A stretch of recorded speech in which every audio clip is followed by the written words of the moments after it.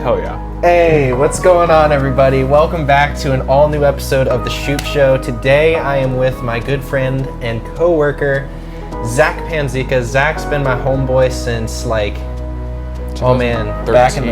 in the Skyline days. Yeah. I met him working at my first job at a Skyline Chili. Yep. Rest in peace, that building. I'm so glad I don't work there anymore. Right. I mean, good food, but thank God I made a step forward. So anyways, this is my man, Zach. Zach, why don't you go ahead and introduce yourself? We're going to talk a little bit about his story and, how he's gotten to where he is today. I dropped out. Okay, I'm not in college anymore. Long story short, not in college. No, not in college. Dropped out. Sorry, Mom. So I was like, you know what? I've always had a creative mind, and I've always had that passion for photography, and so I went to Best Buy, and I bought my first camera.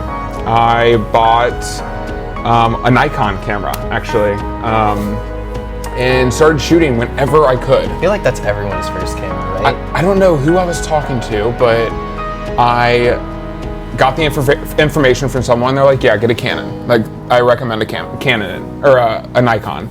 And I took that advice and I got my Nikon. Not knowing what owning a camera really means. Exactly. It's like, oh, someone told me I should get a Nikon. I don't really think it is about the camera. Like, you didn't really understand, like, okay, like, a Nikon, sure, someone told me about it, because that's never what that was about. Right. I mean, I'm sure you would agree, like, when you made the steps forward as a photographer, it's because you started to actually practice the craft. It's never about the equipment. That's just a bonus. Absolutely. So, very cool stuff. Yeah, that's a really good point. It's never about the equipment. And everyone starts somewhere.